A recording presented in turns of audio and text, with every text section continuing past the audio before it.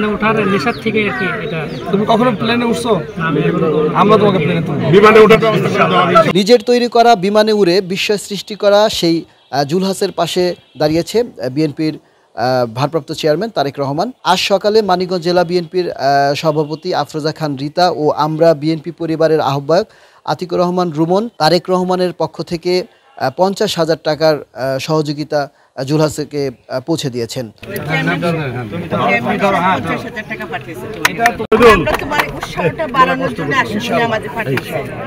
সরেজমিন তারা গিয়ে তার জুলহাসের সেই বিমানটিও তারা দেখেছেন এবং তাকে ভবিষ্যতেও আরও সহযোগিতা করার আশ্বাসও তারা দিয়েছেন। আমরা যেটি জানতে পেরেছি যে এই মানিকগঞ্জের শিবালয় উপজেলার জাফরগঞ্জ এলাকার অজপাড়াগাঁয়ের কৃষকের ছেলে জুলহাস, তিনি 4 বছরের চেষ্টায় একটি বিমান তৈরি করেছেন এবং সেই বিমানটিকে তিনি আনুষ্ঠানিকভাবে গতকাল উড্ডয়ন করিয়েছিলেন যমুনার চরে।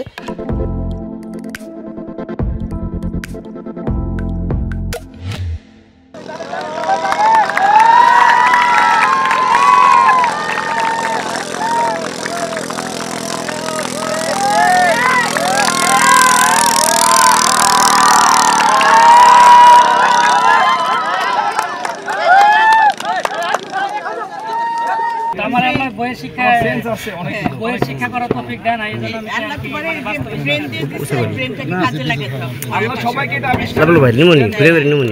সেখানে কিন্তু জেলা প্রশাসন থেকে শুরু করে বিভিন্ন শ্রেণী পেশার মানুষ উপস্থিত ছিলেন। তো আমরা কথা বলেছিলাম জুলহাসের সাথে, তিনি যেটি বলেছেন যে ছোটবেলা থেকেই তার কিন্তু যে অদম্য একটা ইচ্ছা ছিল প্লেন তৈরির।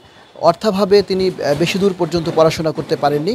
আমরা যেটি জেনেছি যে 2014 সালে তিনি এসএসসি পাশ করেছেন, তারপরে কিন্তু তার পড়াশোনা বন্ধ হয়ে যায়। জীবিকার তাগিদে তিনি কিন্তু এই ইলেকট্রিক্যাল মিস্ত্রির কাজ করছেন বর্তমানে এবং সেই কাজের ফাঁকে ফাঁকেই তিনি এই বিমানটি তৈরি করেছেন এবং আমাদের দেশের ইতিহাসে সম্ভবত এটিই প্রথম যে নিজের তৈরি বিমানে তিনি উড়েছেন। আর আমাদেরকে পাঠিয়েছেন জনাব তারেক রহমান, বিএনপির একজন চেয়ারম্যান, উনি অনেক দূর থেকে এটা দেখছেন। যতটুকু জেনেছি যে অনেকেই চেষ্টা করেছেন, তৈরি করেছেন, কিন্তু সফলভাবে উড্ডয়ন করতে পারেননি, যেটি কিনা মানিকগঞ্জের এই অজপাড়াগাঁয়ের জুলহাস সেটি করেছেন।